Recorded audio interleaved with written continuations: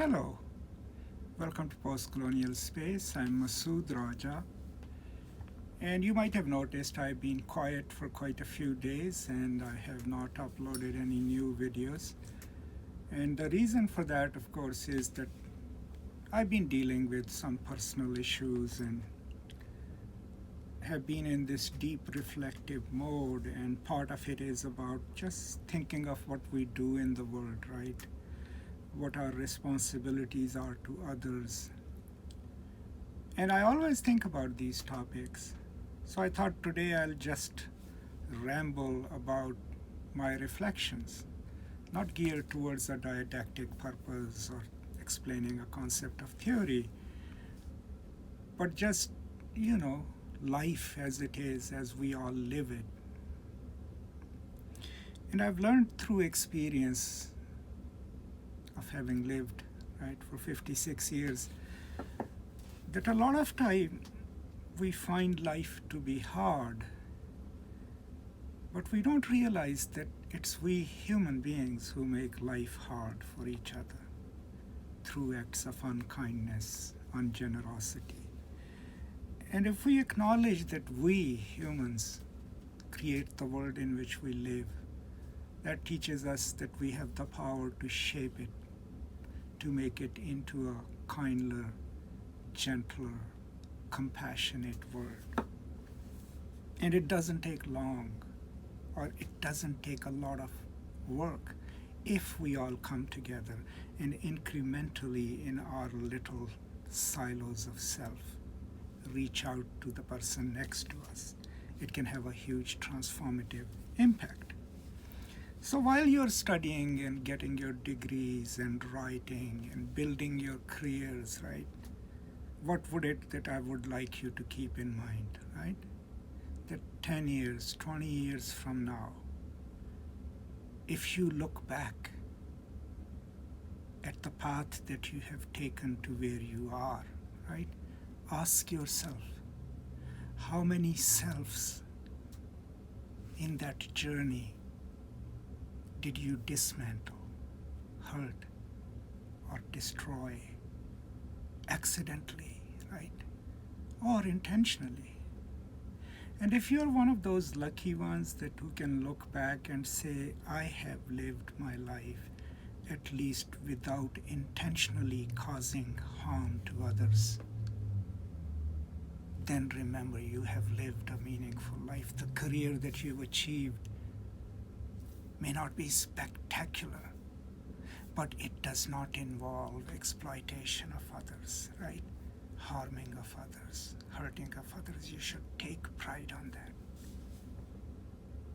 So what I hope for you, since so many of you young people come to this channel, is that since you are in the beginning stages of your career, your education, make that a goal, that I will live my life meaningfully.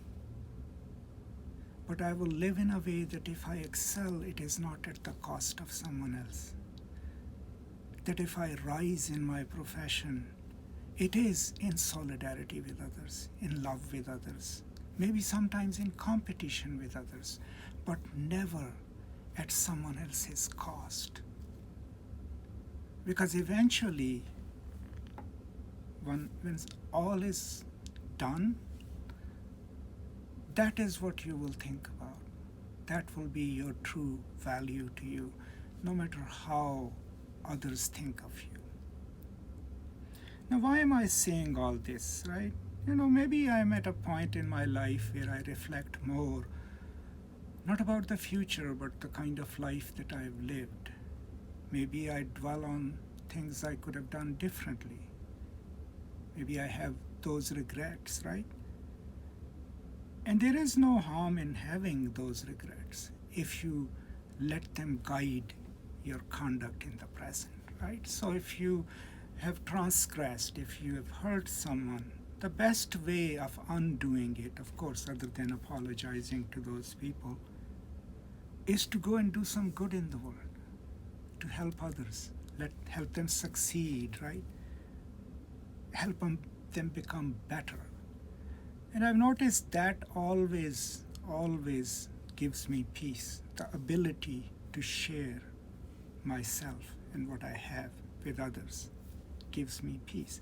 It wasn't always like that. When I was very young, I did it to please myself, to take credit for being good. It was a performative act.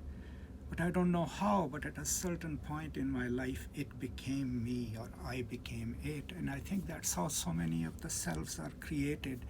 We imagine ourselves to be something. We perform it, and then we become it. So I've always mentioned in so many of my lectures, because people write to me and comment and thank me in so many words that I have helped them, I have served them. But I always like to remind them that this act of sharing whatever little I know on a public forum with all of you is a deeply selfish act. And it's deeply selfish because your recognition, the words that you send to me across the ocean sometimes through this technical medium, they give me the gift of recognition. They give me strength. Your love and your words, they help me cope with life and tell myself, that I can keep going, that I can continue doing the kind of work I do in the world, and maybe it will enable more people. It will enrich more people's lives, or at the least, it will help them become better students. That's always the motivation, not just to give, but also to receive this gift which Bakhtin would call, thrown across a river from the gaze of the other. That is very important to me. And it's always important to all of us. If you've read your psychoanalysis, and Mark Brocker and others, people like Erik Erikson, they tell you that so much of our self is connected to outside of us. And that is where we seek recognition from our peers, from our parents, from our friends, from even strangers. The denial of self doesn't have to be verbal. It can be a glance. It can be a disinterested glance, right? Or not hearing someone out. All of these are modalities of erasing an other self, right? But when you get that acknowledgement, you feel stronger. You feel happier. And so that is what this medium to me in so many ways is, not just about sharing what I know, but to relish and receive the gift of recognition from all of you so that I can have strength enough to keep doing this work. And that leads me to, on this rambling talk, to what you and I and all of us could prioritize in our lives.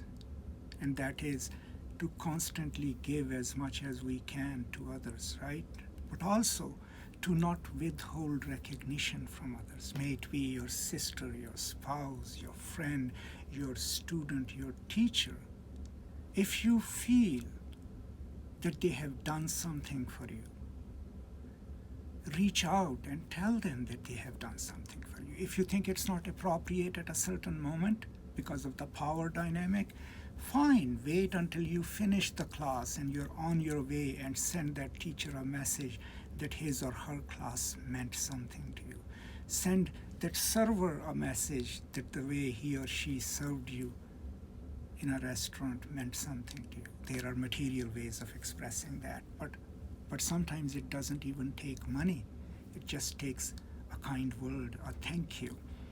And I can promise you that not only will you make someone else's day and make them happy and give them the gift of self, but you yourself will feel better. Because psychologically and through the studies of the brain, it has been proven that when we do something that we consider good, kind, or generous, first of all, we are impelled to do that. That is what Erik Erikson calls generativity, right? But two, when we do that, we feel better. The chemicals in our body feel better, make us feel better. So there is nothing to lose in recognizing others, in acknowledging their existence, their talent, right? But a lot to gain in terms of stabilization of your own selves, right? So these are some of my thoughts on this Friday, right?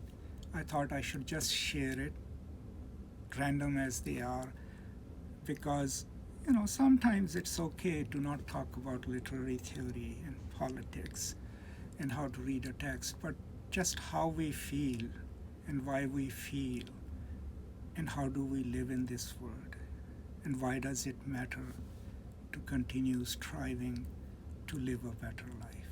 That's all from me today. I hope I didn't bore you to death. Thank you so much for being a part of my life. Thank you so much for being a part of a global support system for me. I am really grateful for that.